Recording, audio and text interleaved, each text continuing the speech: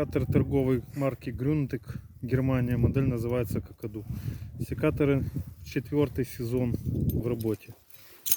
Значит, прелесть этого секатора в том, что в нем есть переключатель в таком положении. Это обычный секатор. Вот виноградную лозу одним движением. Если у нас попадается ветка потолще, одним движением ее перекусить не получается.